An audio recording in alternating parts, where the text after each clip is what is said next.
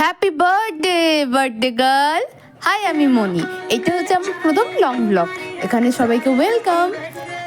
আজ ছিল আমার কাকিমার জন্মদিন, সবাই মিলে গেছিল নিমন্ত্রণ খেতে। তো দেখতেই পাচ্ছ কাকা কত সুন্দর করে সব অ্যারেঞ্জমেন্ট করেছে তার প্রিয় মানুষের জন্মদিন বলে কথা। এখানে আমাদের ছোট মামি মনের সুখে নাচছে। তারপরে আমরা গেছিলাম সবাই মিলে বাজি ফাটাতে। বাজিগুলোর একটা এত শব্দ ছিল, মানে কান টানা ইলেকট্রিক কানেকশনের জন্য শুরু হয়ে যাবে, ঝালাপালা হয়ে যাবে। এই বাজি ফাটাতে গিয়ে আমার বোনের সাথে হয়ে গেছিলো একটা ছোটো অ্যাক্সিডেন্ট। হাতের মধ্যে চকলেট বম ফেটে গেছিলো। তো যাই হোক, প্রচুর আওয়াজ ছিল, হয়তো ভিডিওতে অত বোঝা যাচ্ছে না। আর ওইদিকে আমার কাকিমা আতঙ্কবাদীদের মতো শুধুমাত্র চকলেট বম ফাটাচ্ছে। এইদিকে আমাদের খুদের সদস্য, এটা হচ্ছে কি বিনি, আমার বোন, সে পরিবেশন করছিল পকোড়া। কি ভাবা যায়, ওরই মায়ের জন্মদিন আর ওকেই পকোড়া পরিবেশন করতে দেওয়া হয়েছে। তারপর সুযোগ বুঝে আমি আর আমার বোন দুটো প্যাক মেরে হালকা করে গলা ভিজিয়ে নিলাম। সবাই ওদিকে বাজি ফাটাচ্ছিল বলে কথা, প্যাক তো মারতেই হবে। তারপরে আর পেটে খিদে সহ্য না করতে পেরে এখানে খেতে বসে পড়েছি। আর ইনি হলেন আমার সেই বন্ধু যে খাবার পরিবেশন করছেন।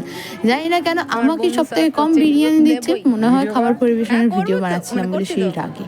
তো বিরিয়ানির সাথে ছিল এটা মাটন বিরিয়ানি, তার সাথে ছিল চিকেন চাপ। বাঙালি মানুষ তো ভাই খাওয়ার সময় অত ভিডিও করতে পারি, তো সরি। দেখো, আবার আরেকটা মিনি ব্লগকে একসাথে যুক্ত করে একটা লং ব্লগে পরিণত করার চেষ্টা। তো আমার ছিল স্টুডেন্টের মুখে ভাত, না আমার যাকে পড়ে তাকে না, আমার ছাত্রীর ভাইয়ের মুখে ভাত। দেখো কত সুন্দর করে সমস্ত কিছু অ্যারেঞ্জমেন্ট করা হয়েছে। একসাথে দুটো ব্লগ এক করে দিলাম। ভীষণ সুন্দর করে অ্যারেঞ্জমেন্টের সাথে সাথে আমাকেও কত সুন্দর লাগছে। বিশ্বাস করো, এই সমস্ত লাইটের জন্য আমাকেও হেভি সুন্দর লাগে।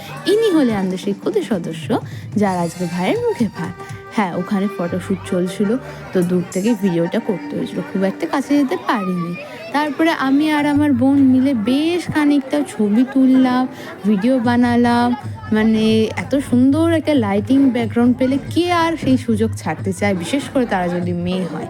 তো বেশি না বকে এবার চলে গেছিলাম স্টার্টারের দিকে। স্টার্টারে বিভিন্ন রকমের চিকেন আর চিংড়ির আইটেম থাকার জন্য ভাবছিলাম যে কী করা যায়। স্টার্টার খাওয়ার পর হালকা করে গলা ভিজিয়ে নিলাম মকটেলটা এটা বেশ ভালো খেতে ছিল। সবুজ মকটেলটা কিছু একটা ছিল, বোনের মকটেলটা বেশি টেস্ট ছিল।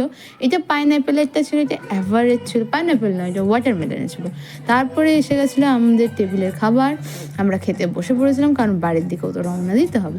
বাঙালি মানুষ খাবার সময় অত ভিডিও করতে পারিনি, তা মেনু কার্ড দেখে নাও কি খাবার ছিল। খাওয়ার সময় ভিডিও না একদম করতে পারিনি, বিশ্বাস করো, খাবার দিকে ফোকাসটা ইজ মাস্ট।